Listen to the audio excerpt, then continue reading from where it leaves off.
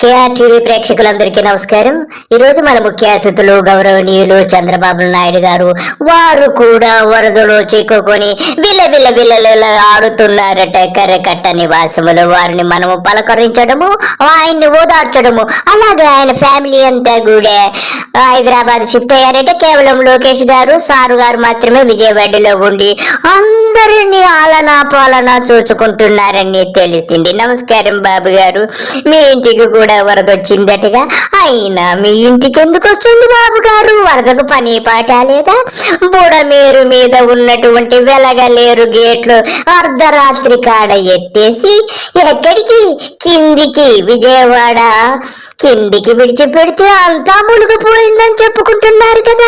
అసలు బుడమేరు గేట్లు అదేనండి, వెలగలేరు గేట్లు ఎత్తకపోతే ఆ నీరంతా కృష్ణా నది వెంబడి ప్రకాశం బ్యారేజ్ మీదుగా సముద్రంలోకి వెళ్లాల్సిన నీరు ప్రజల మీదకి విడిచిపెట్టి తమరు మాత్రం హర్నిశలు రేయనక పగలనక పడవలేసుకొని బుల్డోజర్లు వేసుకొని ఎంచక్క తిరుగుతూ అందరికీ 5 పైసలు ఇవ్వకుండా ఆవగింజంతైనా ఆహారం పెట్టకుండా ఎంత చక్కగా పరిపాలిస్తున్నారు బాబు గారు. మిమ్మల్ని చూస్తుంటే కడుపు తరుక్కుపోతుంది. ఎలా భరిస్తున్నారు బాబు గారు? ఇంత విపత్తులో కూడా మీరు ఎంత చక్కగా నవ్వుతున్నారు బాబు గారు. మిమ్మల్ని ఎలా మర్చిపోతాం బాబు గారు? మా ఇల్లు కాపాడుకోవడం నీళ్లు అక్కడ వదిలిపెట్టామంట, మూసేసామంట. అందరి ఇళ్ళకి నీళ్లు వచ్చాయి. అదేం పెద్ద బాధ లేదు. మా ఇంట్లోకి నీళ్ళు వస్తే వస్తాయి, మా ఇంట్లోకి నీళ్ళు వస్తే వస్తాయి. ఏమైపోతుంది దానికి? వచ్చాయి, పోయినాయి. ఇల్లు కూలిపోతుందని పారిపోయానంట. కాలమ్స్తో పెడితే, కాంక్రీట్తో పెడితే ఆ ఇల్లు ఎవరు? నాది కూడా కాదు, రెంటెడ్ ఇల్లు. వరదలు వస్తే మీకేం భయం బాబు గారు? మీకు మంది మార్బలం తక్కువ, ఇళ్ళు తక్కువ, గెస్ట్ హౌస్లు తక్కువ. మీరుండే కరకట్ట మీద నివాసం మీది కాదంటున్నారుగా. ఎంత వెటగారంగా నవ్వుతున్నారు. వరదలు వస్తే వస్తాయి, పోతాయి, పోతాయి. నీకేం పోతాయి? పోయేవాడు పోయాడుగా. 5 లక్షల మంది ఉసురు కొట్టుకున్నావుగా. అందరినీ ముంచేశావుగా. అర్ధరాత్రి గేట్లు ఎత్తి అందరినీ ముంచేశావు. ఇంతకంటే దరిద్రుడి ఈ ప్రపంచంలో ఎవడో ఉండడు చంద్రబాబు. ఎందుకు ఆ వికిల్ నవ్వు? ఈ ఇల్లు నాదా అని వికిల్ నవ్వు నవ్వుతున్న సిగ్గు ఉండొద్దు నీకు బాబు గారు. ఇకపోతే మన పవన్ కళ్యాణ్ గారు అసలు అడ్రస్ లేకుండా పోయి నిన్న మొన్న దర్శనం ఇచ్చారు. చాలా సంతోషం. వారిని కూడా మనం పలకరిద్దాము. వారు ఏమో చెబుతున్నారు. వారు బయటకు వస్తే ఎక్కువ క్రౌడ్ వచ్చి వరద బాధితులందరూ వచ్చి మీద పడిపోతే ఆయన బాగా రుబ్బురోల్లో పప్పులాగా నలిగిపోతామని బాధపడుతున్నారు. ఆయన పలకరిద్దాం. చెప్పండి పవన్ కళ్యాణ్ గారు. 4 రోజులుగా పవన్ కళ్యాణ్ ఉప ముఖ్యమంత్రి రాలేదు, ఎక్కడ వేడని చెప్పి విపక్షాలు ఆరోపణ చేస్తున్నాయి. బాధితులు పట్టించుకోలేదని చెప్పేసి ఆరోపిస్తున్నాయి. ఫిజికల్ గా మీకు కనిపించడం పద్ధతి. పవన్ కళ్యాణ్ గారు మీరు ఫిజికల్ గా కనపడకపోయినా వర్చువల్ గా కూడా ఎక్కడా కనపడలేదుగా. మీ జనాలు అదే మీ అభిమాన సంఘాల వరదల్లో వచ్చి మిమ్మల్ని రోడ్లో పప్పేసి రుబ్బినట్టు మెత్తగా రుబ్బేస్తారని భయమంటగా మీకు?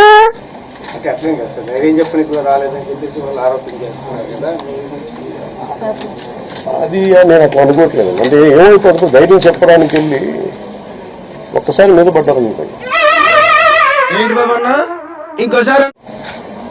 పరిస్థితులు ఎలా ఉన్నాయంటే నేనున్నా పింఛడానికి దీనికి వెళ్ళాను. నేను వెళ్ళి సహాయ కార్యక్రమం అంటే నేను ఒక ప్రత్యేకమైన పరిస్థితుల్లో ఉంటాను. ఎందుకు రావట్లేదు? నాకు నీళ్ళు అంటే భయం. అది మేము అర్థం చేసుకోవాలి. ఇది గాబరా పడాల్సిన అవసరం లేదు.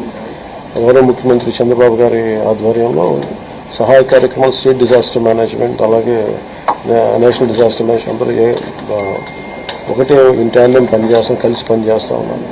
Thank you. ఎన్టీఆర్ని చూశాను, ఏఎన్ఆర్ని చూశాను, అమితాబ్ని చూశాను, కమల్ని చూశాను, కానీ నీలాంటి నటుడిని చూడలేదురా. అందుకే ఇప్పుడు ఒక ఆఫీసర్ సస్పెండ్ చేశారు. జక్కంపూర్లో ఒక ఆఫీసర్ సరిగా తీసుకుపోతే మార్నింగ్ అప్పుడే సస్పెన్షన్ అయింది. ఎక్స్ప్లెనేషన్ కాల్ ఫార్ చేశాను. ఇంకెవరిని నేను ఉపేక్షించను. మంత్రులు కూడా సరిగా చెప్పది చేసిన పని చేయకపోతే వాళ్ళ పని కూడా చర్యలు తీసుకుంటారు. పవన్ కళ్యాణ్ గారు బాబు గారు ఆ అబ్బాయి గారు తిరుగుతుంటే మీరేం చేస్తారంటే మీరు ఇంట్లో కూకొని ఏసీ వేసుకుని వెగ్గి మీద వెగ్గేసుకుంటారా? అందరికి ఆదేశాలు ఇస్తుంటారా?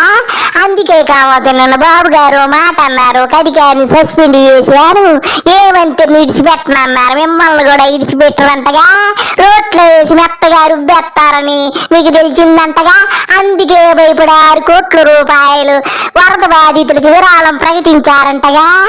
ఏమైనా గాని బాబు గారు మిమ్మల్ని ఒప్పుకోవాలంటే మీరు భలే భయం చెప్పారుగా పవన్ కళ్యాణ్కి, అందుకే 6 కోట్లు కూడా ఇచ్చేశాడుగా. ఇంత వర్షం పడితే ప్రజలు ఇంత ఇబ్బందుల్లో ఉంటే బుద్ధి జ్ఞానం ఉందా మీకు? నేను వెళ్ళి కూర్చుంటే వెళ్ళిపోదని, రెస్క్యూ ఆపరేషన్స్ కి ఇబ్బంది కలగకూడదని ఒకటే నన్ను ఆ సూచన ఒకటి నన్ను ఆపిదాను, అంతమించి వేరే ఆపలేదు.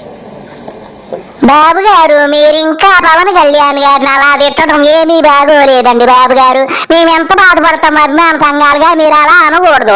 ఆయన 6 కోట్లు ఇచ్చారుగా, ఇంకా మీరు కథ శాంతించి మీరు ఇంకా మూటలు కట్టుకోండి. మీరు నారా లోకేష్ గారు అందరు కలిసి వచ్చిన విరాళాలన్నీ మూటలు కట్టి సింగపూర్కు దూరేస్తారుగా. బాయ్. ఇదొక హఠాత్ పరిణామం, ఎవరు ఊహించినటువంటిది.